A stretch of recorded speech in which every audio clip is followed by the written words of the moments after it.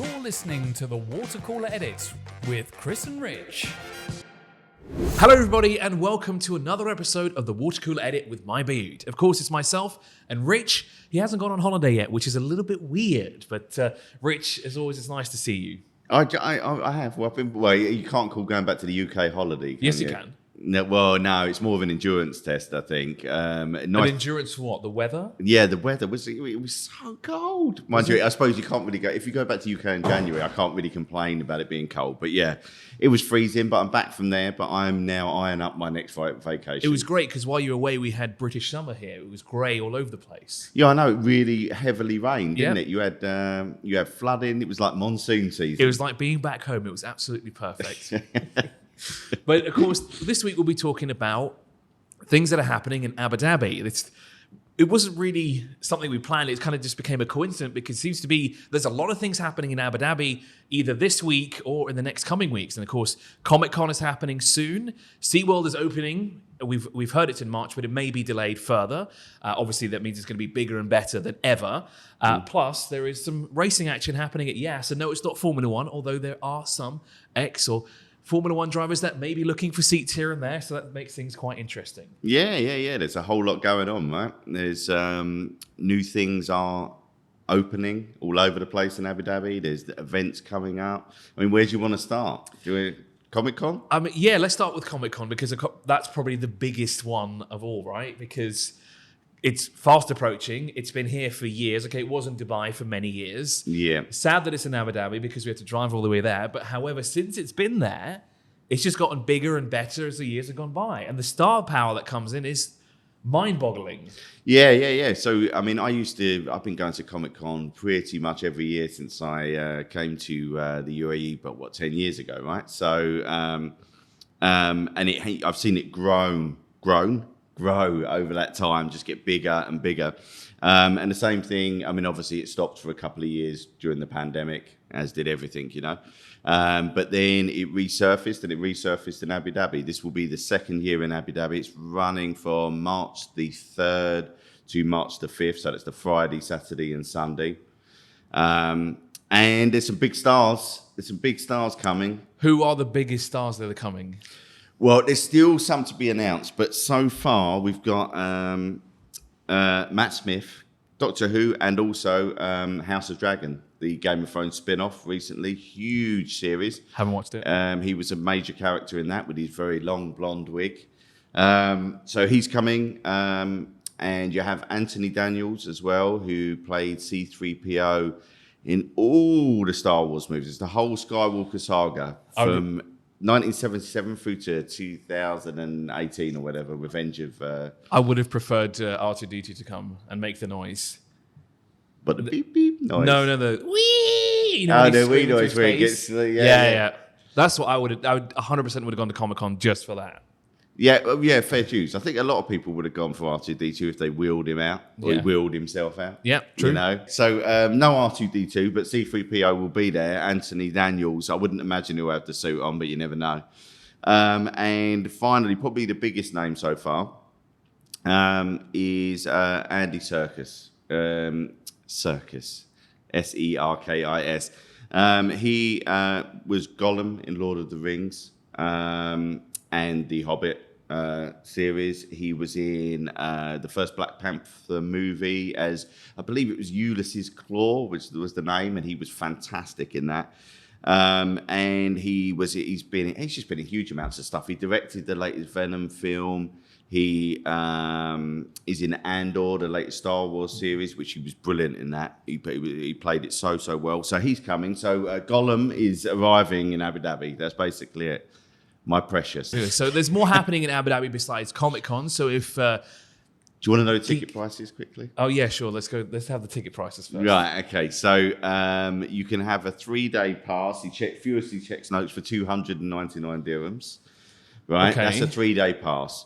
A 1-day pass is 135 dirhams. So it's probably best to get the 3-day pass if you're planning to go on 3 days at least. I presume there's no 2-day pass then. Not that I've seen as yet. Whether they'll announce one closer to the time, I don't know. But I think there is so much to see there, right? Because you got all the stuff there. There's a brilliant called Artist Alley where you got all local artists as well as international artists coming in who just have their designs up and stuff like that. It's really, really cool, man. So if you're not a geek or you don't like geeking out and you prefer animals, SeaWorld is finally coming to United Arab Emirates and it'll be in Abu Dhabi. It was supposedly opening in March, but apparently from what we know and from our sources, the delay of opening has been, well, they never really confirmed the date. It was kind of tentative for March, but from what we understand, it's going to be opening later on. SeaWorld is, of course, one of the biggest. It's not a water park, is it? It's more of an amusement park, I guess, with sea animals, and it's kind of fun and educational. Fungicational. Yeah, fungicational. Fungicational. Kind of sounds like a mushroom. You see animals and you learn about animals, and you see animals do very interesting things. And it's a lot of fun. You do learn about things. There was this great section in the Florida one about manatees. You know about manatees, and but it was just like educational about how they were getting caught by boats and things like this. But you do learn about issues and things like that. And also, it's also known for its roller coasters now, SeaWorld. They call it the roller coaster capital of Orlando. As someone who doesn't understand what a SeaWorld is, and I've got some useless information about SeaWorld as well that I'll tell you afterwards. Now, you're telling me there's roller coasters. Do the roller coasters go into the sea? They're sea-based. They don't necessarily submerge. They don't go roller coaster, submarine roller coaster. So you're not really. They haven't. yourself. The technology is not quite there yet for the roller coaster, submarine roller coaster, but I'm sure it's on the way. Be pretty special, huh? It would be, yes. Comic-Con is coming to Abu Dhabi, but there are some exciting things that are already available right now or are happening right now as well. There is a new roller coaster in Ferrari World. Was it called Mission Ferrari? Yeah, Mission Ferrari. So this sounds to me very intriguing because I'm a motorsport fan. I'm not going to say I'm a Formula One fan, but when I hear Mission and Ferrari, I think of something completely different. I don't think of a roller coaster. I think of advertising, of things that you shouldn't be advertising for. But they did it in a very subtle way, which is very interesting. But this is a brand new roller coaster. And of course, Ferrari World is known for their epic roller coasters. Every time I drive in there, I'm thinking, I need to go in. Because they have that one that it goes up. It kind of looks like a heart and it twists at the top. And that might be Flying Aces. I think, is it called Flying Aces? I think it's probably got about 4 coasters now. And they're seriously good coasters. I mean, they've got the world's fastest coaster there for a start. This one is a 5D multi-sensory immersive mega coaster. That's quite something, isn't it? It's not just a roller coaster, Chris. It's a mega coaster. I've seen footage of the roller coaster. It opened, I think, 12th of January. I've seen footage of it. It looks great. It looks great. It's kind of like a Mission Impossible Ferrari collab type thing. And it looks like a whole lot of fun with a few twists, not actually physical twists, but to twist to the normal kind of roller coaster experience. So it's worth checking out, man. It sounds very exciting. Of course, just opposite Ferrari World is, of course, the Yas Marina Circuit, which this weekend plays host to the Asia Le Mans Series. 4 rounds of racing, exclusively in the Middle East again. 2 rounds have already taken place in Dubai, which have been absolutely phenomenal. But there's 2 races this weekend at Abu Dhabi. And it features, I know, Rich, you're enthralled about what I'm going to tell you about. Look, I'm interested. I would say that as you know, my knowledge of cars and racing is basically zero. So educate me. So we have 3 classes of racing. We've got LMP2, LMP3, and GT. Right. The LMP2 and 3 kind of look like spaceships. So they have these closed cockpits that don't look like any road car that you see on the planet. And they're driven by Formula One. Kind of bubble, they've got these kind of space domes at the front of them. They look very cool, and they're powered by some very interesting engines. One of them, from what I remember a couple of years ago, was powered by a Nissan Patrol engine. So very cool, and that's where the reliability came from. But what's interesting about it is that the drivers who are coming this year. So we have Formula One hopefuls, we've got ex-Formula One drivers, plus GT specialists from around the world. So there's a lot of star power, including one Nikita Mazepin, who raced in Formula One in 2021. That recently, wow. Yeah, conveniently, he raced for Haas, who are powered by Ferrari. So Ferrari World is right there. So a little bit of an incentive there for him. But nice. The races take place today, actually, is the last race of the season. We're running 4 races exclusively in the Middle East, as we've done for the past 3 years. It sounds good. It sounds great. Look, I mean, let's be honest. Abu Dhabi, UAE, as a whole, but predominantly Abu Dhabi, is becoming a hub for motorsport, isn't it? Really, I mean, it is like it's like almost like a holy grail for Yeah, it is, and every year it gets bigger and better. We've got things like the Abu Dhabi Grand Prix, which is the season finale for Formula One. We have the Gulf Historic, which is a throwback to the golden era of motorsports. We have the epic Dubai 24 Hour, which is one of the most grueling 24-hour races on the calendar. Obviously, Le Mans takes the cake for that, but in the Middle East, it is the longest race. Yeah. The 6 hours of Abu Dhabi, plus a whole range of single-seater series that range from 14 cars on the grid to close to 42, which is staggering when you think about it. And all of these are young hopefuls that will also be racing today. 42 cars. So that would be 42 cars in one race, in the same race? In the same race. 42. That seems like a lot.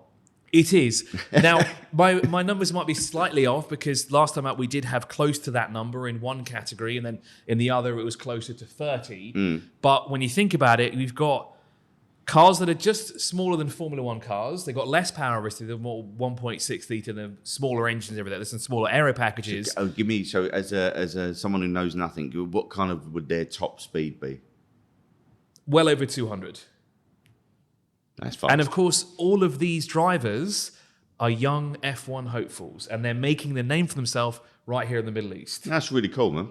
Cool. You could be seeing a Formula One champion of the future, basically. Is what nice, man. And there are actually some big names here. I know. I actually remember it used to be I think a couple of years, it was in April, Comic Con. Yeah. And my, it was steamy. Yeah. Yeah, like you said, with your onesie on, with your you know. I almost became an actual dinosaur. Melted down into crude.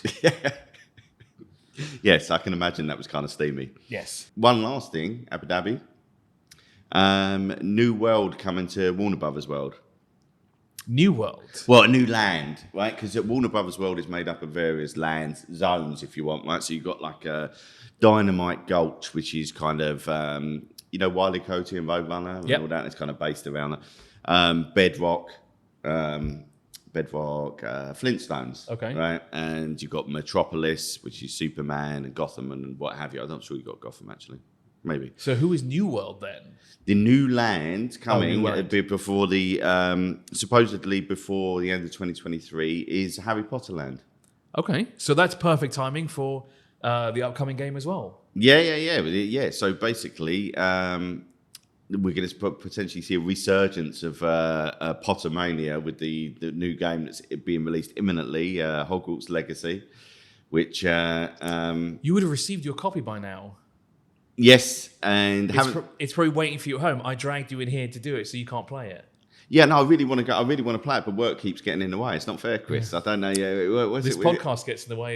What's going on? I should be playing Hogwarts Legacy. It's just next time there's a game launch on the same day. I'll bring the Xbox in with the portable screen, and we'll play that instead. Perfect. We'll do a live stream. People can watch us playing the game. Exactly. And every now and again, we'll just wave at the camera. Yeah. Of course, if you want to learn any more about the subject that we've discussed here on the Water Cooler Edit, you can, of course, check out the My Bayut blog, which is Bayut.com/mybayut. And you can see all the amazing articles that Rich and his team work on. If you've got any insightful information about Abu Dhabi, do let us know in the comment section below. If you've got any recommendations while we're both down there checking out SeaWorld and the Ferrari roller coaster, Yas Marina circuit, and everything else in between, except if you're the sorting hat, let us know in the comment section below because we'd love to explore Abu Dhabi as well. Thank you so much for watching. And Rich, it's time to get sorted out. It's time to leave. Cheers, guys. See ya. You're listening to the Water Cooler Edit with Chris and Rich.